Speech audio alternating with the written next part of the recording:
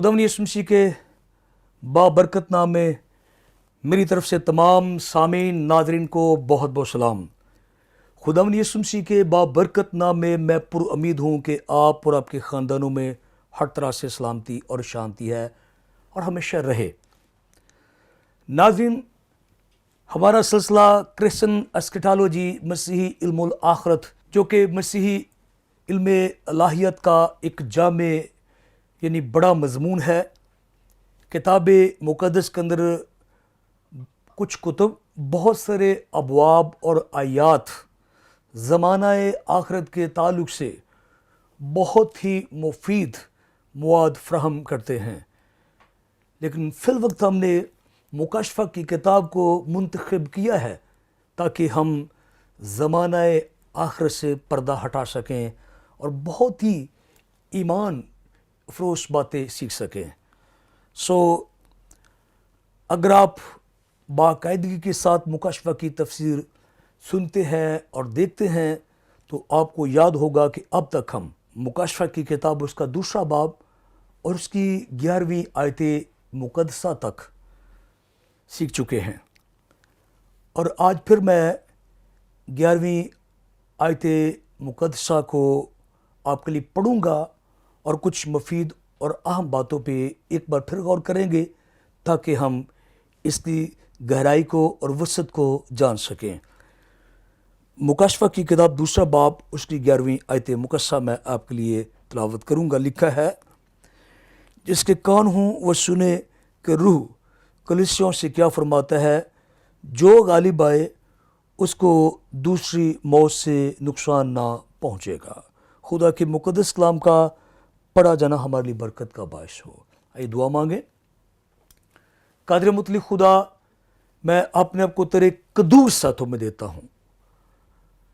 कोई इंसान अपनी अकल से, दानिश से, फहम से तेरे कलाम को बयान नहीं कर सकता। इसी तरह मैं तमाम सामीन को, नाजरीन को तेरे पाक हाथों में देता हूँ।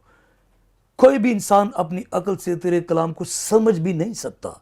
मैं दुआ करता हूँ इस वक्त जो तेरा कलाम सुन रहे हैं, देख रहे हैं, यीशु मसीह के नाम के सबब से जिस्मानी रूहानी बीमारियां और कमजोरियां, डिप्रेशन, खौफ, दहशत, वहशत यीशु के कदूस नाम से चली जाए और तेरे लोगों को शिफा का बड़ा गहरा तजुर्बा हासिल हो ताकि वो तेरे कलाम को सुन सकें और समझ सके मसीह खुदा के वसीले से। आमीन। तो नाज़रीन, मैं बड़ी तफसील के साथ आपको बता चुका हूँ कि दूसरे बाब से जो हमने आगाज़ किया तो इसमें हमें 7 कलीसियाओं का तज़किरा मिलता है, और हमने बड़ी तफसील के साथ इफिसस की कलीसिया के ताल्लुक़ से सीखा और फिर स्मुरना की कलीसिया के ताल्लुक़ से हमने सीखा, और हमने 11वीं आयत के हवाले से कुछ सीखा था। और मैं चाहूँगा कि दोहराई के तौर पर दोबारा आपके सामने जो है इस बात को फिर रखूँ और हम दूसरी मौत के ताल्लुक़ से कुछ अहम बातें सीख सकें। और आपको याद होगा कि हमने ये सीखा था कि रूह कलीसियों से क्या फरमाता है। फिर जो गालिब आए, हमने ये भी सीखा था कि गालिब आने का मतलब क्या हो सकता है, और फिर हमने सीखा था जो गालिब आए उसको दूसरी मौत से नुकसान ना पहुंचेगा।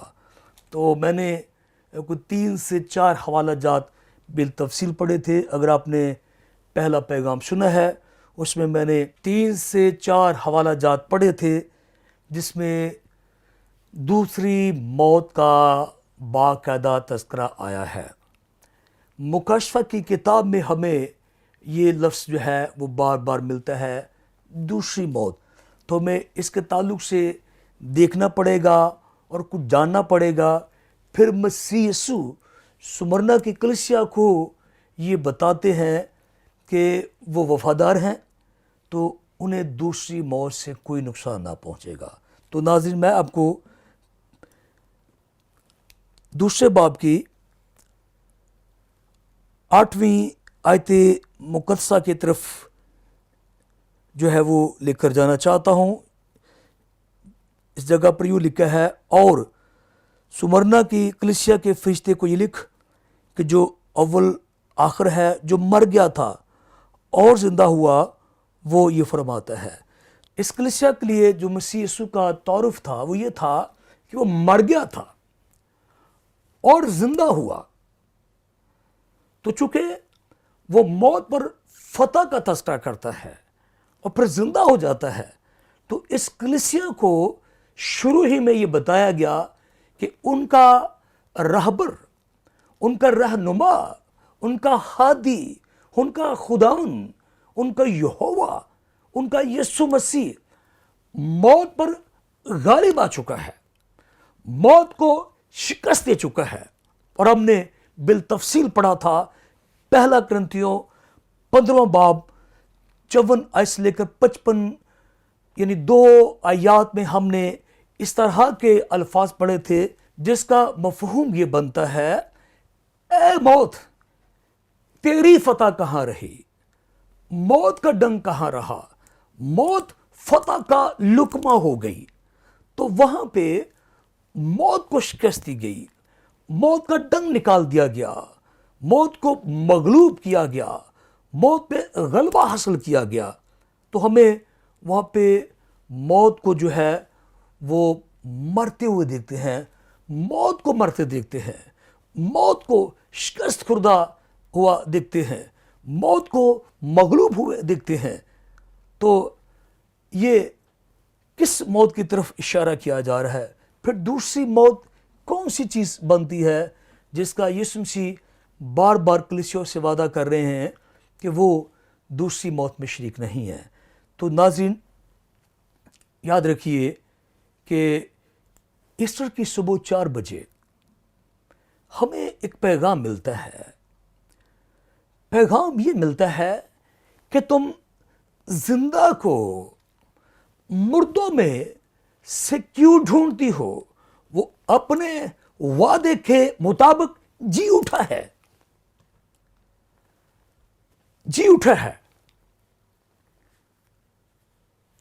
तो याद रखिए, अज़रुए किताब मुक़द्दस, अज़रुए रसूलों के अकीदे के मुताबिक लिखा है, उसने पेंतुस पिलातुस की हुकूमत में दुख उठाया, मसलूब हुआ, दफन हुआ। ये दफन हुआ लफ्ज़ अपने ज़हन में रखिएगा। इंसान की सारी तारीख, अंबिया की सारी तारीख, मुकद्दसों की सारी तारीख, रसूलों की सारी तारीख, रास्तबाजों की सारी तारीख इसी जगह पर ही खत्म होती है कि दफन हुआ। सिवा हनूक और एलिया के, जो खुदा की मसलहत के तहत इल्मुल साबिक के मुताबिक जिंदा उठाए गए। अदरवाइज आप किताब मुकद्दस का मुताला कीजिए तो तमाम अंबिया, तमाम रुसला, तमाम मुकद्दसीन की तारीख, यानी उनकी दौरे खिदमत, उनका दौरे नबूवत, उनकी खिदमत और बिल आखिर उनका मर जाना और फिर आगे दफन हो जाना, इसी जगह पे तमाम रसूलों, तमाम कस्सों, तमाम राशबाजों की तारीख यहीं पर खत्म हो जाती है। लेकिन ईस्टर की सुबह 4 बजे, गालबन 4 बजे, अर्ली इन द मॉर्निंग, सुबह सवेरे हमें एक नवीद मिलती है, हमें एक बशारत मिलती है, हमारे कानों में एक आवाज पड़ती है, एक ऐसी आवाज जो पूरी तारीख में, इंसानियत की पूरी तारीख में, सियासत की पूरी तारीख में, मजहबों की पूरी तारीख में कभी इंसान ने ना सुनी और ना को पहले सुनेगा। और वो आवाज ये थी कि तुम जिंदा को मुर्दों में से क्यों ढूंढती हो, वो यहां नहीं बल्कि जी उठा है।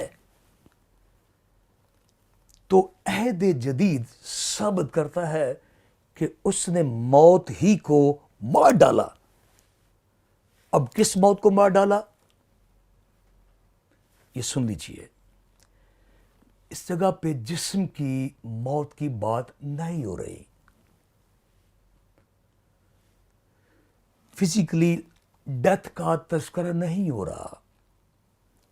بائبل مقدس ثابت کرتی ہے کہ جب آدم سے گناہ ہوا تو وہ دوہری موت کا شکار ہوا. پہلی موت روح کی موت تھی. موت کا لفظی مطلب جدائی ہے. اس نے کیوں کہا کہ میں نے تیری آواز سنی اور میں ڈرا؟ کلام میں لکھا ہے جس روز تو نے یہ پھل کھایا تو مرا. تو اس کے دو مطلب لیے جا سکتے ہیں. علماء کے مطابق جس وقت اس نے ہوا کے ہاتھوں سے وہ پھل ریسیو کیا، مشغول کیا اور کھایا تو مر گیا.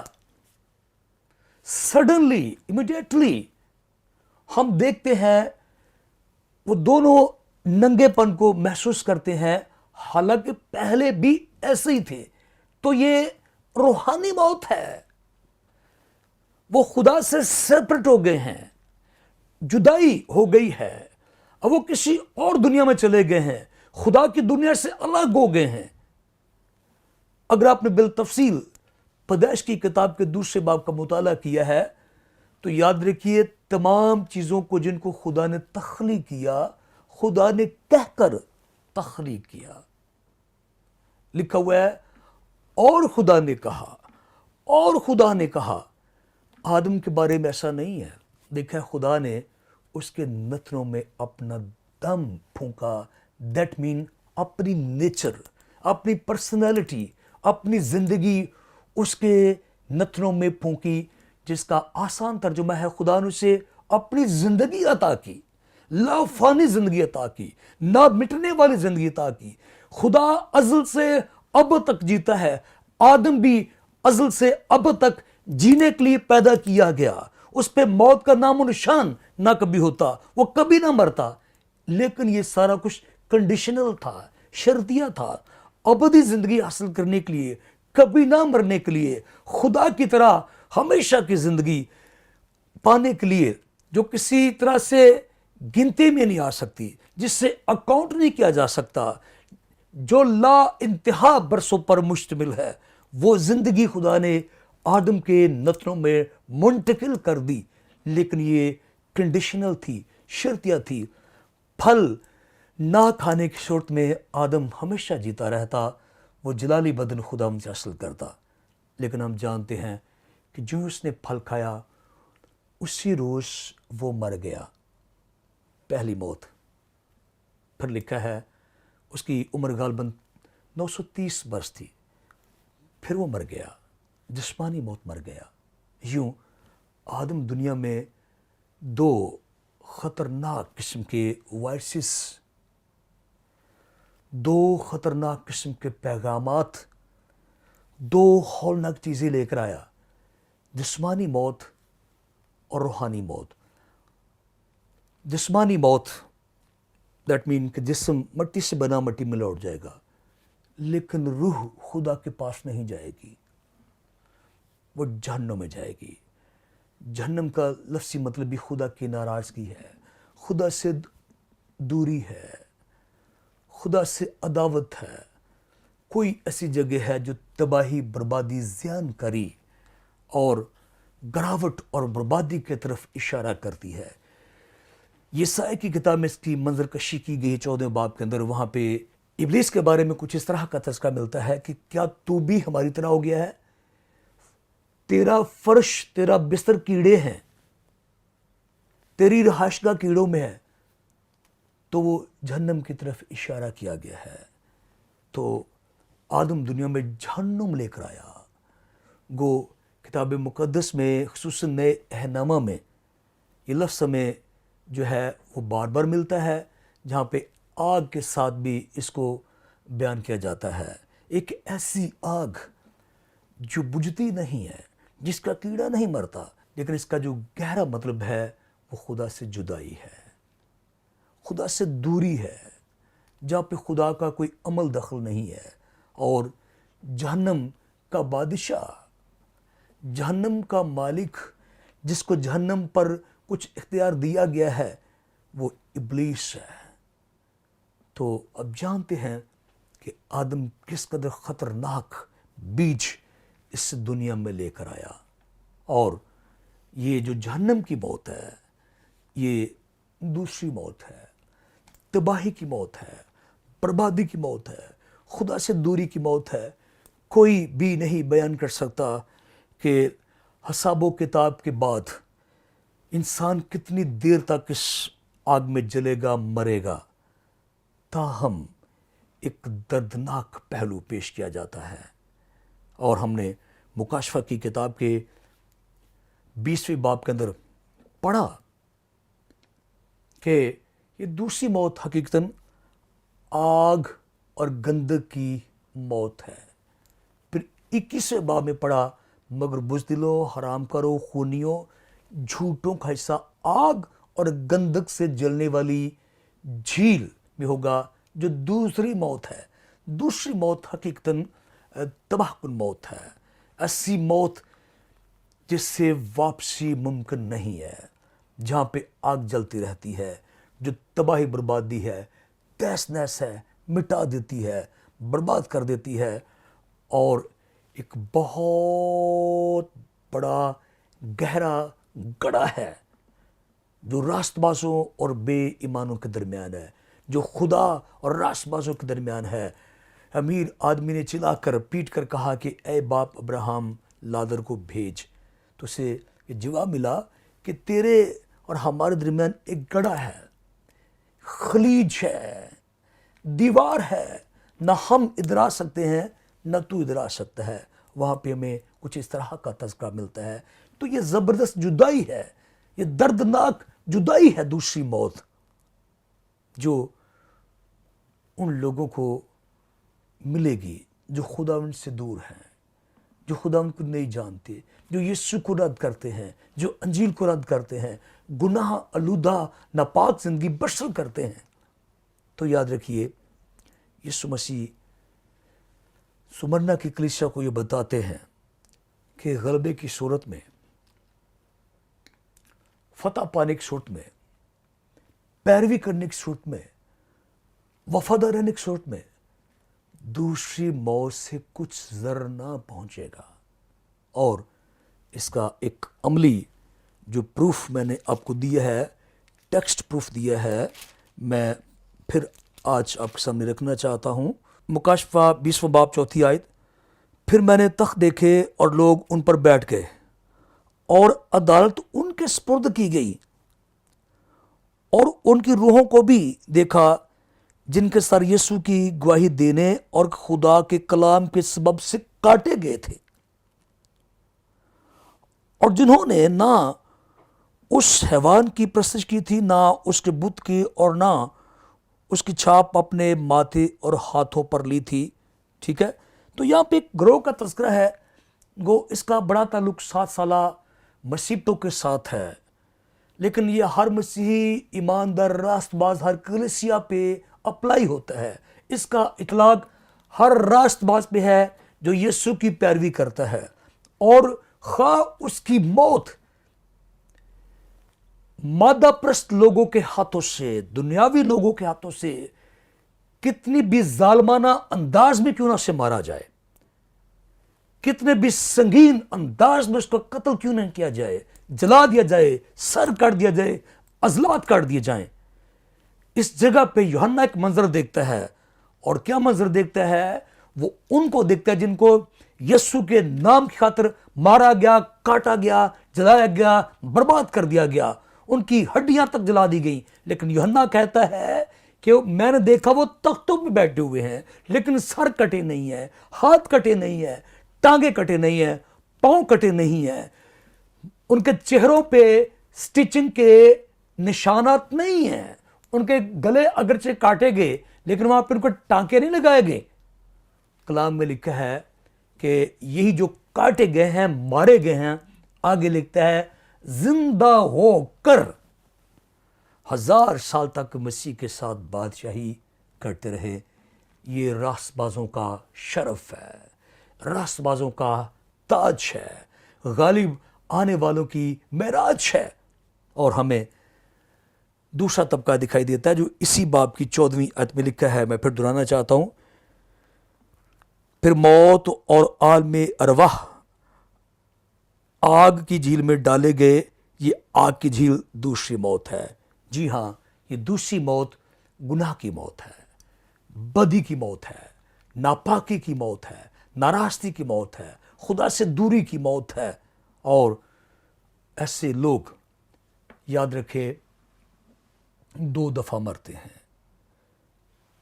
पहली दफा जिस्मानी मौत और दूसरी दफा रूहानी मौत।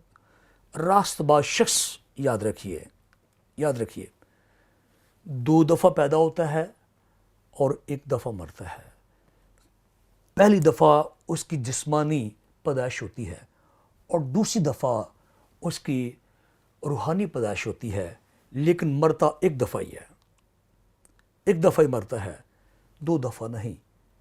बिलाखिर वो जिंदा हो जाता है। और खुदावंद यीशु मसीह के वादे के मुताबिक मैं जाता हूं ताकि तुम्हारे लिए जाकर जगह तैयार करूं। मेरे बाप के घर में बहुत से मकान हैं, अपार्टमेंट हैं। वो घर, वो जगह रास्तबाजों के लिए है। यही सबब था जो खुदावंद यीशु मसीह ने रास्तबाजों को, ईमानदारों को वार्न किया कि उन्हें किस बात से डरना है? तलवार से, गोलियों से, बम से, धमाकों से, किसी चीज से नहीं डरना। किस बात से डरना है? आइए जान लीजिए। मत्ती की अंजील 10वां बाब उसकी 28वीं आयत मुकस्सा, इसे नोट कर लीजिएगा, पढ़िएगा और याद रखिएगा कि ये वादा ना सिर्फ सुमरना की कलीसिया के साथ बल्कि मेरे और आपके साथ भी है। मत्ती की अंजील 10वां बाब उसकी 28वीं आयत मुकस्सा, जो बदन को कत्ल करते हैं और रूह को कत्ल नहीं कर सकते, उनसे ना डरो, बल्कि उसी से डरो जो रूह और बदन दोनों को जहन्नम में हलाक कर सकता है। और कौन जिस्म और रूह को कत्ल कर सकता है? ये गुनाह है। मेरे अजीज, मेरे हम खिदमत भाई, मेरी बहनों, मेरी बेटियों, मेरे बच्चों, इस जहान में कोई चीज इतनी डरने वाली नहीं है, कोई चीज इतनी भयानक नहीं है। कोई तलवार, कोई नेजा, कोई बर्छी, कोई बीमारी, कोई चीज इतनी भयानक और खतरनाक नहीं है। दुनिया के जितना भी असला खाने हैं, जितना भी असला है, कोई इतना भयानक खतरनाक नहीं है। दुनिया में कोई बीमारी इतनी खतरनाक नहीं है। कैंसर बहुत बड़ी बीमारी है, वो भी इतनी खतरनाक नहीं है। इन सब बीमारियों से, सारे असलों से, तमाम चीज़ों से जो सबसे भयानक खतरनाक है वो गुनाह है। और यीशु इस कलीसिया से कहता है, गुनाह पर गालिबा, तुझे दूसरी मौत से कोई नुकसान नहीं पहुंचेगा। आइए, अगर मेरी या आपकी ज़िंदगी में गुनाह है तो उसे छोड़ दीजिए ताकि दूसरी मौत पर गालिब आ जाएं। खुदा इस कलाम के सबब से आपको बहुत सारी बरकत दे। आमीन।